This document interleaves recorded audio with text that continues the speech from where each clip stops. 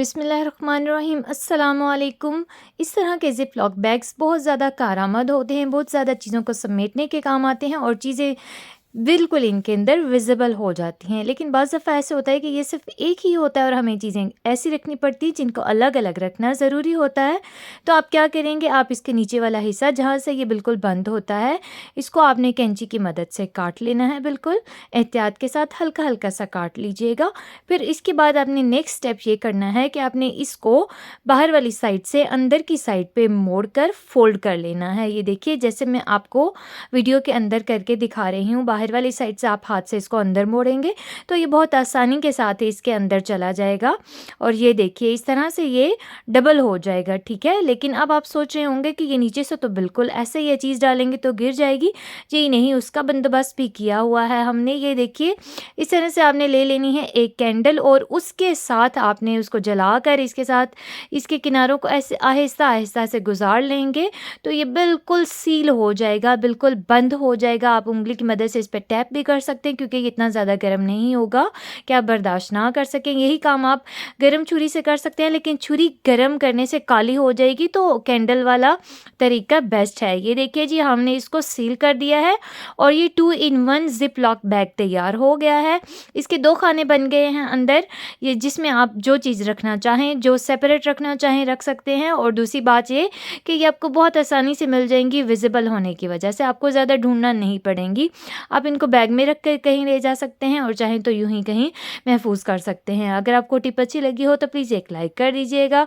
इस तरह के बच्चों की चीज़ें, स्ट्रॉज़ और शार्पनर, पेंसिल, ये बहुत ज़्यादा काम आने वाली होती हैं। ये सिर्फ़ बच्चों के ही काम नहीं आती, अक्सर हमें भी ऐसे कामों में ये बहुत ज़रूरत पड़ जाती हैं जिनकी हमें समझ ही नहीं आ रही होती कि क्या करें। आपने एक स्ट्रॉ ले लेनी है, उसको आपने शार्प कर लेना है, शार्पनर के अंदर से बस आपने इसको घुमा कर निकाल लेना है और इसका इस्तेमाल आप करेंगे अपने किचन के सिंक या बेसन, बंद सिंक को खोलने के लिए, या फिर बेसन जो है या फिर ड्रेन कोई भी बंद हो तो आप उसको खोलने के लिए ये वाली स्ट्रॉ बहुत आसानी से इस्तेमाल कर सकते हैं। इस तरह की स्ट्रॉ को इंसर्ट करना भी बहुत ज़्यादा आसान होगा। आप इसको देखिए, बस राउंड राउंड करके घुमाएंगे और ये वाली स्ट्रॉ उसके अंदर बहुत आसानी से चली जाएगी। अब आप इसको ऑपोजिट साइड पे घुमाएंगे ना जब, तो ये देखिए जनाब, ये एंटी क्लॉकवाइज आप इसको घुमाएंगे, ये बहुत आसानी से बाहर भी निकल आएगी और इसके साथ जो ढेरों ढेर किस्म का गंद होगा वो अभी से आप देख सकते होंगे।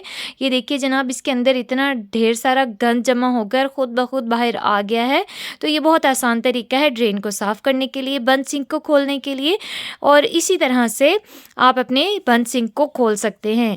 इसके अलावा आप अपने बंद सिंक को खोलने के लिए इस्तेमाल करेंगे एक ज़िप लॉक टाई का। ये टाई का बिल्कुल एक्स्ट्रा हिस्सा है जो ये ज़रूरत होता है, उसके बाद जो हिस्सा रह जाता है उसको हम काट कर फेंक देते हैं। आज के बाद आपने उसका एक्स्ट्रा हिस्सा भी नहीं फेंकना, ये बिल्कुल बहुत करामत है। आपने इसके एक्स्ट्रा हिस्से के इस तरह से कैंची के साथ हल्की हल्की सी कटिंग करके निशान लगा लेने, बिल्कुल छोटे छोटे से करके। फिर उसी हिस्से को आपने सिंक के अंदर इस तरह से गोल गोल करके अंदर ले जाना है, इसके घुमाते जाएंगे और जैसे ही आप इसको बाहर लाएंगे तो इसके अंदर जितना भी गंद होगा इस ज़िप लॉक या केबल लॉक टाई के साथ बाहर आ जाएगा। आजकल मौसम है जनाब आमों का, लेकिन आमों के साथ ऐसी कैरीज़ भी बहुत ज़बरदस्त लगती हैं। इनका जूस, इनका स्क्वाश और इनका अचार बेहद मुफीद होता है और बेहद पसंद किया जाता है। लेकिन इनको महफूज करने का कोई ऐसा तरीका नहीं होता है कि ये साल भर हमारे साथ रह सकें। ये सिर्फ 1 या 2 महीने के लिए ही आते हैं और बस हम इनका मज़ा नहीं ले पाते। लेकिन आज मैं आपको इतना ज़बरदस्त तरीका बताऊँगी जिससे आप पूरा साल इनका मज़ा ले सकते हैं। आपने इन कैरीज़ को बहुत अच्छे तरीके से 2 बार साफ़ पानी के साथ वॉश कर लेना है, बहुत ज़बरदस्त अच्छे तरीके के साथ। और जैसे ही आप इनको वॉश कर लेंगे तो आपने ले लेना है जनाब एक अदद पीलर जो हर घर के अंदर मौजूद होता है। बस आपने वो पीलर ले लेना है और इसके साथ आपने इसके छिलके लाजमी उतारने हैं, क्योंकि इन कैरीज़ के छिलके जो है ना वो कड़वे से होते हैं और पीलर के साथ आप इसके छिलके उतारेंगे तो बिल्कुल बारीक से उतरेंगे, छुरी से उतारेंगे तो बहुत मोटे मोटे छिलके उतरेंगे, ठीक है। तो आपने ये सारी कैरीज़ के छिलके बहुत आराम के साथ उतार लेने हैं पीलर के साथ। और जैसे ही ये तमाम छिलके उतर जाएँगे, फिर आपने दोबारा से पीलर उठा लेना है और पीलर के साथ ही आपने इन कैरीज़ को कट करते जाना है, पील करते जाना है। आप देखिएगा कि इस कैरी का, इस फ्रूट का एक ज़रा-सा भी पार्ट इसकी गुठली के साथ नहीं लगा हुआ रह जाएगा। ये इतना सेफ़ है और इससे आपके पैसे भी ज़ाया नहीं होंगे कि गुठली के साथ कुछ भी लगा हुआ नहीं रहेगा। ये देखिए, मैंने सिर्फ़ एक करके दिखाया है। इसी तरह से मैं बाकी सारे के सारे आम या यानी कि कच्चे आमों को इसी तरह से कट कर लूँगी। आप चाहें तो इस तरह का कटर भी यूज़ कर सकते हैं, लेकिन पीलर वाला तरीका बहुत ज़्यादा बेस्ट है और बहुत ज़्यादा सेफ़ भी है, उससे हाथ भी कटने का ख़तरा नहीं होगा। ये देखिए जी, मैंने पूरे के पूरे 1 किलो कैरीज़ को यानी कच्चे आमों को इस तरह से पील कर लिया है और अब मैं आपको दिखाऊँगी इनको महफ़ूज़ कैसे करेंगे आप। ना ही आपको स्क्वैश बनाना है, ना ही इसका अचार बनाना है, फिर भी आप पूरा साल इसके मज़े ले सकते हैं। आप बस एक साफ़-सुथरा शॉपर ले लीजिए, शॉपिंग बैग ले लीजिए, उसके अंदर डाल दीजिए। शॉपिंग बैग में नहीं डालना चाहते तो किसी कंटेनर में डाल लीजिए और इसके अंदर शॉपर में डालकर आपने इनको क्या करना है, इसी तरीके से आपने महफ़ूज़ करना है। बस जी, आपने इनको इस तरह से महफ़ूज़ करना है और आप पूरा साल इनका फ्रेश जूस इस्तेमाल कर सकते हैं। ना अचार बनाने की ज़रूरत है और ना ही कोई स्क्वैश बनाने के लिए ढेरों ढेर मेहनत करनी पड़ेगी। इनको इस तरह से शॉपर में डाल के उसकी हवा बाहर निकाल के और इसको एक किरह लगा देनी है और बस आपने इनको रख देना है फ्रीज़र के अंदर। जी हाँ, जब तक आप चाहें। बेशक आप इनको इतनी ज़्यादा मिक़दार में स्टोर करें कि आप पूरा साल भर ये इस्तेमाल कर सकते हैं।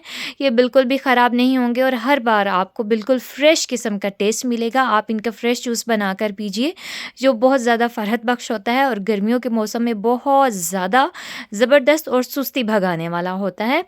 जनाब, छुरियों को तेज़ करना एक बहुत बड़ा मसला होता है। तकरीबन हर महीने में एक बार छुरी को तेज़ करवाना पड़ता है क्योंकि ये बहुत ज़्यादा इस्तेमाल होने से भी बाज़ दफ़ा इनकी धार ख़त्म हो जाती है। मुख्तलिफ़ किस्म की चीज़ें, सख्त चीज़ें काटने से भी इनकी धार बिल्कुल ख़त्म हो जाती है कुछ टाइम के बाद। तो इसको तेज़ करने के लिए मैं आपके लिए बेहद मुफ़ीद तरीका लाई हूँ। आपने ले लेनी है एक कोलगेट जो हर घर के अंदर मौजूद होती है। बस जनाब, आपने सिर्फ़ एक कोलगेट लेनी है और उसको आपने छुरी के किनारों के ऊपर बस इस तरह से लगा देना है जैसे मैं आपको लगा कर दिखा रही हूँ। ये बहुत ज़्यादा आसान तरीका है। आज तक यूट्यूब पर इससे ज़्यादा आसान और सस्ता तरीका आपने छुरी तेज़ करने का नहीं देखा होगा। ये बहुत हैरानकुन तरीका है, आप ये देखकर हैरान ही रह जाएंगे। अब आपको चाहिए एक अदद कप, सीधा नहीं उल्टा चाहिए जनाब। जी हाँ, एक कप ले लीजिए, उसको उल्टा रख लीजिए और जिस छुरी के ऊपर आप लोगों ने कोलगेट लगाया था उसको बस आपने इस तरह से रगड़ना शुरू करना है और बेशुमार रगड़ना है इसको, ताकि आपकी इस बेकार छुरी की धार तेज़ हो जाए और आपको ये काम आने लगे। ये देखिए जनाब, बड़ी ईद के लिए आपको ऐसी चीज़ों की ज़रूरत पड़ेगी, तो फिर आप अभी से ये वाले काम निपटा कर रख लीजिए। ये देखिए, छुरी की एक साइड से उठाकर फिर इसको रगड़ना है आपने, ठीक है, और बहुत अच्छे तरीके से इसको रगड़ कर तेज़ कर लीजिए। अब मैं आपको इसको साफ़ करके वॉश करके भी दिखाती हूँ, बल्कि आपको कोई चीज़ कट करके दिखा देती हूँ। चले जी, ये हरी मिर्चें थी, इनको काट के दिखाती हूँ मैं आपको कि आप चेक कर सकें कि आपकी छुरी की धार तेज़ हुई है या नहीं हुई। उम्मीद है आपको ये वाली टिप्स बहुत ज़्यादा अच्छी लगी होंगी। टिप्स अच्छी लगी हों तो प्लीज़ मेरे चैनल को सब्सक्राइब कर दीजिएगा। और ये देखिए जनाब, देखते ही देखते छुरी ने तमाम मिर्चों को बहुत ज़बरदस्त तरीके से कट कर लिया है। ये बहुत ज़्यादा आसान और इफ़ेक्टिव तरीका है, घर के अंदर ही ये वाला काम करने का। आपको घर से बाहर नहीं जाना पड़ेगा। टिप्स अच्छी लगी हों तो लाइक कीजिए।